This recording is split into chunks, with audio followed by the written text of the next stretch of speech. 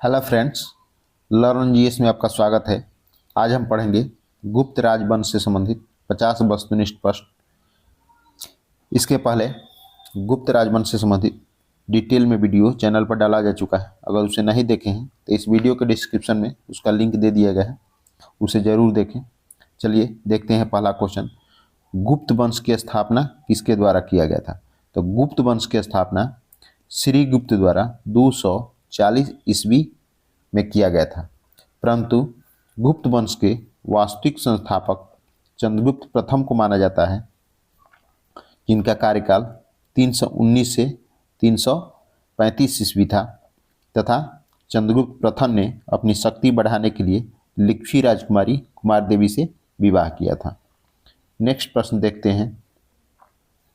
गुप्त वंश का कौन सा शासक भारत का नेपोलियन कहलाता है? तो गुप्त वंश का समुद्रगुप्त को भारत का नेपोलियन कहा जाता है। उसने अपने दक्षिण भारत के अभियानों में कई राज्यों को जीता और एक विशाल साम्राज्य की स्थापना किया था। नेक्स्ट प्रश्न देखते हैं।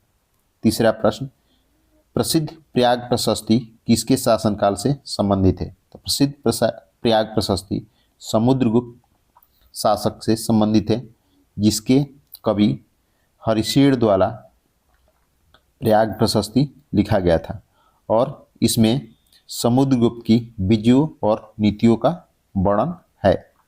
नेक्स्ट प्रश्न देखते हैं। चौथा, निम्नलिखित में से किस गुप्त शासक ने सिक्कों का राजा की उपाधि धारण की थी? तो चंद्रगुप्त द्वितीय ने सिक्कों के राजा की उपाधि धारण की थी। चंद्रगुप्त द्वितीय ने कई प्रकार के यानी स्वर्ण और रजत सिक्के जारी किए, जिसके चलते उन्हें सिक्कों का राजा कहा जाता था। नेक्स्ट प्रश्न देखते हैं। पांचवा, गुप्त काल में कौन सा धर्म सर्वाधिक प्रचलित था? तो गुप्त काल में हिंदू धर्म सर्वाधिक प्रचलित था। गुप्त काल में ब्राह्मणवाद यानी हिंदू धर्म का अत्यधिक बोलबाला था, लेकिन बौद्ध तथा जैन धर्म को भी संरक्षण प्रदान किया गया था। नेक्स्ट प्रश्न देखते हैं। गुप्त काल में कौन सा सबसे प्रसिद्ध विश्वविद्यालय था? तो गुप्त काल में नालंदा सबसे प्रसिद्ध विश्वविद्यालय था। नालंदा विश्वविद्यालय गुप्त काल के कुमार गुप्त प्रथम द्वारा स्थापित कराया गया था, जो बिहार में स्थित था। यह उच्च शिक्षा का एक महत्वपूर्ण केंद्र था। नेक्स्ट प्रश्न देखते हैं। सातवां क्वेश्चन, चंद्रगुप्त द्वितीय की राजधानी कहाँ थी? तो चंद्रगुप्त द्वितीय की राजधानी उज्जैन थी, जो चंद्रगुप्त द्वितीय ने अपनी राजधानी बनाया था। उस समय एक प्रमुख व्यापारिक तथा सांस्कृतिक केंद्र उज्जैन हुआ करती थी। नेक्स्ट प्रश्न देखते हैं। गुप्त काल में प्रसिद्ध चीनी यात्री कौन भारत आया था?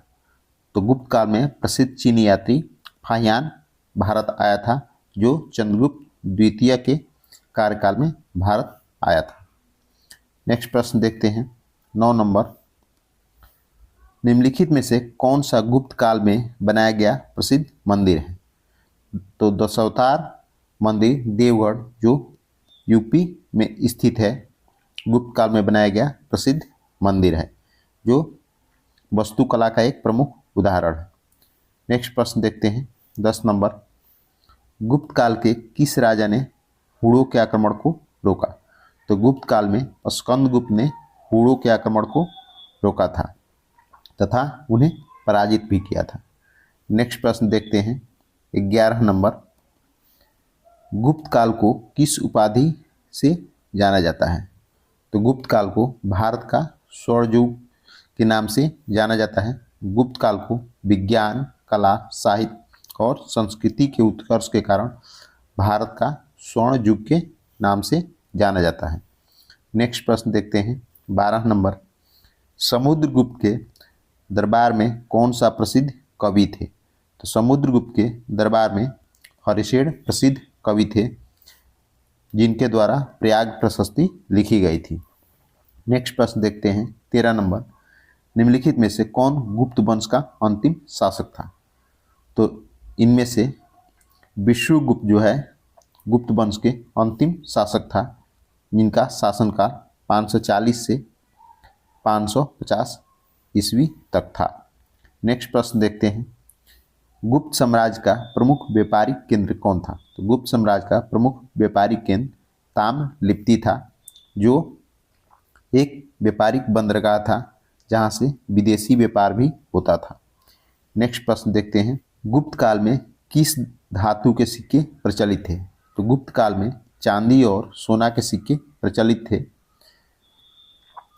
परंतु गुप्त काल में स्वर्ण मुद्राएं सबसे अधिक प्रचलित थी, लेकिन चांदी के सिक्के भी चलते थे।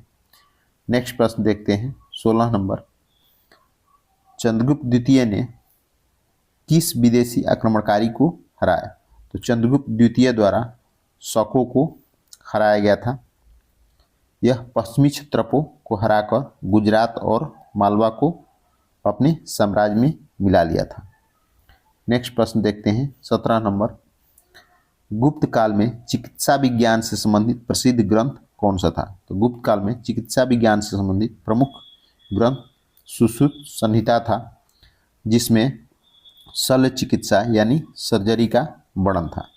नेक्स्ट प्रश्न देखते हैं, नवरत्न की परंपरा किस गुप्त राजा के दरबार में थी? तो नवरत्न की परंपरा चंद्रगुप्त द्वितीय राजा के दरबार में थी, जिनमें प्रसिद्ध थे कालिदास, ब्राह्महीर, अमर सिंह, आर्यभट्ट।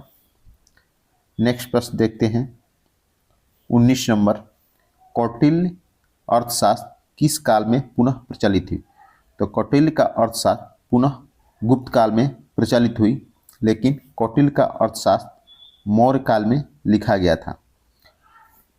जो अर्थशास्त्र लिखा गया था वह कौटिल्य के द्वारा, जिनका अन्य नाम चाणक्य तथा विष्णुगुप्त भी था, के द्वारा लिखा गया था। चाणक्य जो है चंद्रगुप्त मौर्य के गुरु थे। नेक्स्ट प्रश्न देखते हैं 20 नंबर, अजंता और एलोरा की गुफाएं किस काल में बनी थी? तो अजंता एवं एलोरा की गुफाएं गुप्त काल में बनी थी। अजंता की गुफाएं बौद्ध कला का उत्कृष्ट उदाहरण है, जो गुप्त काल में बनी थी। नेक्स्ट प्रश्न देखते हैं 21 नंबर, गुप्त काल में प्रशासन की सबसे छोटी इकाई क्या थी? तो गुप्त काल में प्रशासन की सबसे छोटी इकाई ग्राम होती थी। नेक्स्ट प्रश्न देखते हैं 22 नंबर, गुप्त शासकों ने किस उपाधि को धारण किया? तो गुप्त शासकों ने महाराजाधिराज की उपाधि धारण किया था। महाराजाधिराज की उपाधि चंद्रगुप्त प्रथम द्वारा धारण किया गया था। नेक्स्ट प्रश्न देखते हैं 23 नंबर, प्रसिद्ध गणितज्ञ आर्यभट्ट किस काल में थे? तो प्रसिद्ध गणितज्ञ आर्यभट्ट गुप्त काल में थे। आर्यभट्ट चंद्रगुप्त द्वितीय के नवरत्नों में से एक थे। नेक्स्ट प्रश्न देखते हैं 24 नंबर, आर्यभट्ट की प्रमुख कृति कौन सी थी? तो आर्यभट्ट की प्रमुख कृति आर्यभट्टीय थी तथा आर्यभट्ट द्वारा शून्य की अवधारणा तथा पाई की अवधारणा भी दिया गया था। नेक्स्ट प्रश्न देखते हैं 25 नंबर, पंचतंत्र नामक प्रसिद्ध ग्रंथ किसने लिखी?